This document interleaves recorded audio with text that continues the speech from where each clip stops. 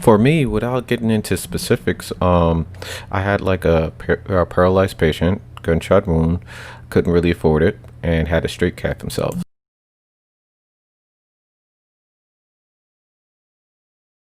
Hello, my name is Jeremy. I'm a paramedic and current nursing student, and welcome to The Real Truth. Like, comment, and subscribe, and hit the notification bell for future videos we upload on Wednesdays and Sundays, and let's go ahead and get started. Nonstop until Christmas break. Yeah, that's crazy in itself.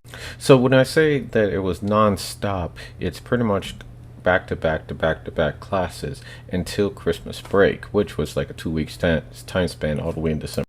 But this was for an accelerated program, so I kind of did that to myself.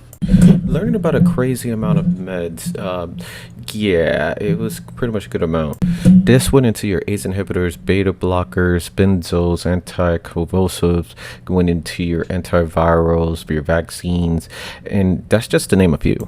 Don't get me wrong, it was a method to the madness, but looking at it at first glance, I can see how it can be really, really intimidating. Some of the cases you run across in the middle of your clinical is really going to surprise you too. For me, without getting into specifics, I had like a paralyzed patient, gunshot wound, couldn't really afford it, and had to straight calf himself. To anyone familiar with straight calfing, it's a very sterile technique that really needs extra set of hands. This male patient was around my age, which is approximately 33 years old. The area became infected to the point where he had gangrene. They surgically removed the gangrene.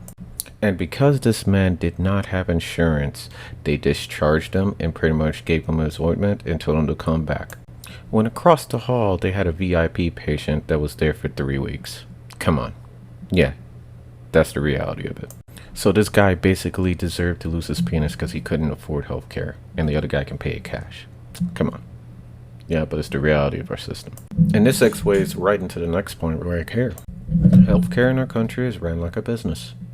Any person who's worked in some aspect of healthcare knows this. From your nursing homes that have like LPNs and nurses that is assigned like 20 patients, to cardiac stress labs that sees 30-40 patients a day. To the simple fact, if the moment you're admitted to the hospital or you're first seen in ER, they start to discharge papers so they can get you out because it's going to cost them more money the longer you're there and you're not paying out the pocket. I learned this while I was in nursing school, and I was a little bit exposed to it as a medic, but not as much as a nurse. But that's a topic for another video. Nursing school also teaches you how to teach yourself, in a sense. The unfortunate fact, you can have the best professors in the world, but it's just too much information for them to spoon feed you. So you got to pretty much dig in and find your learning style and go from there. A lot of times I found myself learning more through study sessions with my classmates than anything else. But that completely changed the moment coronavirus came. Then you were truly on your own. So you got to basically really find out what worked for you and what really didn't. Because you got so used to studying on your own, and only Zoom meetings can only get you so far, so you got to step in and figure it out at that point. With this pandemic, it pretty much just made it clear that we had to adapt and adjust. And unfortunately, I completely understand if people will run away because like a lot of people can't basically adjust. Luckily, it's open up to clinicals, but with the new rise in cases, it's probably going to stop pretty soon. You also don't really notice how much you rely on time management until you're actually in nursing school. Time management is the basis of success towards anything, but more so in nursing.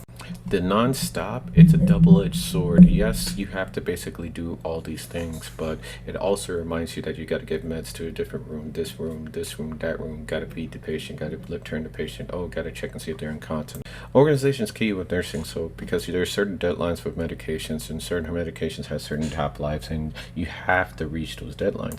So you tell me in the comment section below, what was your craziest part of nursing school? What do you anticipate about nursing school? What are you excited about nursing school?